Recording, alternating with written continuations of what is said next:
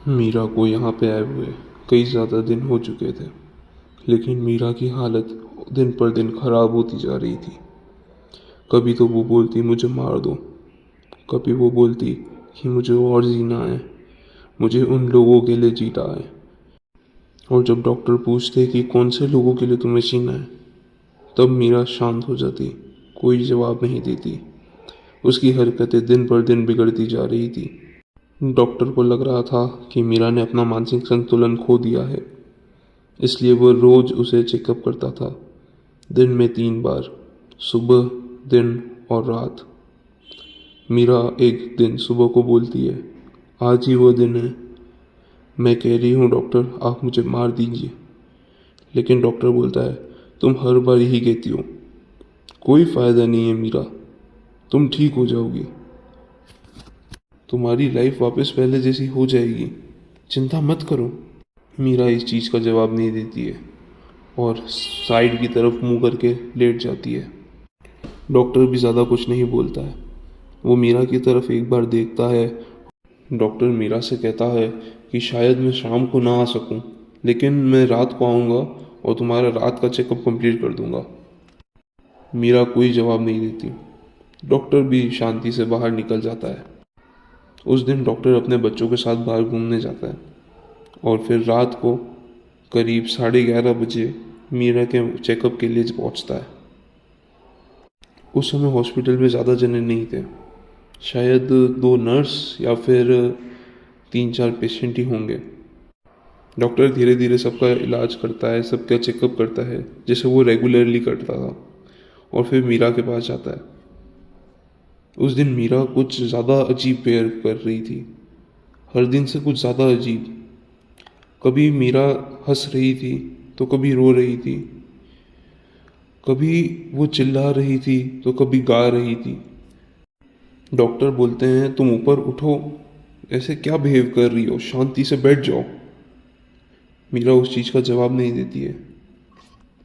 एक बार के लिए डॉक्टर घबरा जाता है कि कहीं इसको मेंटल डिसऑर्डर तो नहीं आ गया, कहीं ये अजीब सी हरकतें करके मुझे हार्म तो नहीं कर देगी। इसलिए वो बोलता है कि तुम ऊपर बैठो आराम से, और मीरा से दूर हट जाता है। तभी मीरा पीछे मुड़कर डॉक्टर की तरफ देखती है। वह डॉक्टर उसे देखकर काफ़ी ज़्यादा डर जाता है, क्योंकि वो देखता है कि मीरा की आंखें काली हैं और उसके मुंह से खून निकल रहा है। उसके हाथ में एक कांच का गिलास है जो वह खा रही है। डॉक्टर ये सब देख के काफ़ी घबरा जाता है और बाहर की तरफ जाने लगता है, लेकिन उस समय मीरा पीछे से आवाज़ लगाती है, रुक जाओ, नहीं तो बहुत बुरा हो जाएगा। डॉक्टर का ये सुन के उसके पैर जम जाते हैं, वो वहीं रुक जाता है। डॉक्टर की हालत बिल्कुल भी नहीं हो रही थी कि वहाँ से। तब मीरा अलग सी आवाज़ में कहती है, वो कह रही थी मार दो, लेकिन तुमने नहीं मारा। काफी बढ़िया हुआ, क्योंकि मुझे इसका शरीर की जरूरत थी। मैं तुम्हारा शुक्रिया कैसे अदा करूं डॉक्टर। फिर मीरा की बदली हुई आवाज़ देखकर बिल्कुल चौंक जाता है। उसे लगता है कि ये कुछ अलग टाइप की डिजीज़ होगी। डॉक्टर यही सोच रहा था। उसे मन में ये भी लग रहा था कहीं मीरा पोजेस तो नहीं, लेकिन एज ए डॉक्टर उसको ये यकीन नहीं हो रहा था कि भूत वूत जैसी कोई चीज़ होती भी है। लेकिन मीरा की ऐसी आवाज़, ऐसी हालत और वो कांच का गिलास खाना, वो सब देखकर काफ़ी ज़्यादा डरावना था। डॉक्टर कुछ सोच पाता उससे पहले मीरा उसके पास आ जाती है। मीरा सही थी, मैं वही जंगल की श्राप हूँ जिसके बारे में वो हर दिन तुम्हें बताती थी, लेकिन तुमने कभी उसकी विश्वास ही नहीं किया। एक तरफ से इसमें मेरी ही भलाई थी, क्योंकि जंगल में अब मुझे कोई भी शिकार तो मिल नहीं रहा था। होता था या लोग आते थे तो कई साल बाद आते थे, ढंग से खाना भी नहीं मिल रहा था।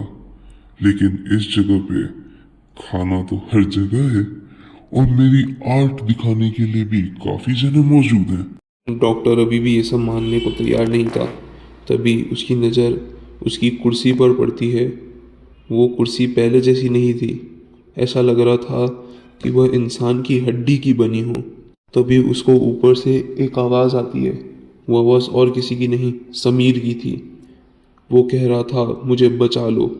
वह ऊपर देखता है तो भूतनी ने समीर की पूरी हड्डी पसलियां तोड़कर उसका एक झूमर बना दिया है। उस झूमर से लगातार समीर का खून बह रहा था। वह डॉक्टर को एक और चीज़ दिखाती है, सामने उस टेबल पे पड़ी केटली। डॉक्टर ये सब देखकर उससे पूछता है, तुमने अर्जुन के साथ क्या किया? और उसके साथ रिया और मयंक भी तो था। ये सब सुनकर वह श्राप हंसने लग जाता है। श्राप की इतनी तीखी हंसी थी कि उस डॉक्टर के कान के पर्दे फटने जैसे हो गए थे। अर्जुन की तो हड्डियां यूज करी है मैंने ये टेबल बनाने में। उसकी हड्डियां काफी मजबूत थीं और मयंक और रिया का जो स्वाद था, मजा ही आ गया। डॉक्टर अब बस वहाँ से जाना चाहता था, लेकिन उसके पैर जम गए थे। वो बिल्कुल भी हिल नहीं पा रहा था। भूतनी उसको हर तरीके की चीज़ें बता रही थी कि मैंने इसका ये किया। उन सब चीज़ों से, उसके मुंह से उन पांचों की रोने की आवाज़ आ रही थी। डॉक्टर की आंखों से आंसू नहीं रुक रहे थे। तभी अचानक उस कमरे में नर्स आ जाती है। कमरा बिल्कुल शांत था। मीरा अपने बिस्तर पर लेटी थी, लेकिन डॉक्टर वहाँ नहीं था। कोई झूमर नहीं, कोई हड्डियों की चेयर नहीं, बिल्कुल शांति। और कमरा भी खून से सना हुआ नहीं था, किसी की आवाज़ें नहीं आ रही थी। तभी नर्स आती है और बोलती है, मीरा, डॉक्टर किधर है? तो मीरा ऊपर की तरफ इशारा करके बताती है। नर्स जैसे ऊपर देखती है, डॉक्टर मरा हुआ पंखे पे लटका हुआ था। ऐसा लग रहा था डॉक्टर को पूरा चीर फाड़ दिया हो। नर्स ये देख के काफी ज्यादा घबरा जाती है और चिल्लाने लगती है और नीचे गिर जाती है। उसके पीछे कर्स आ जाता है और उसकी गर्दन अपने दोनों हाथों से उखाड़ देता है। उस रात बहुत ज़्यादा भयानक चीज़ें हुई उस हॉस्पिटल में। वो कर्स सारे लोगों को मार देता है। कुछ लोगों को तो खा जाता है और कुछ लोगों को नए आर्ट पीसेस में बदल देता है। और फिर तब से उस हॉस्पिटल को मुंबई का सबसे खतरनाक हॉस्पिटल नाम दे दिया गया। कोई भी उस हॉस्पिटल में जाने की हिम्मत नहीं करता था, क्योंकि दिन में वो हॉस्पिटल बिल्कुल शांत था, लेकिन रात में उस हॉस्पिटल से अजीबोगरीब हंसने और रोने की आवाज़ें आती है।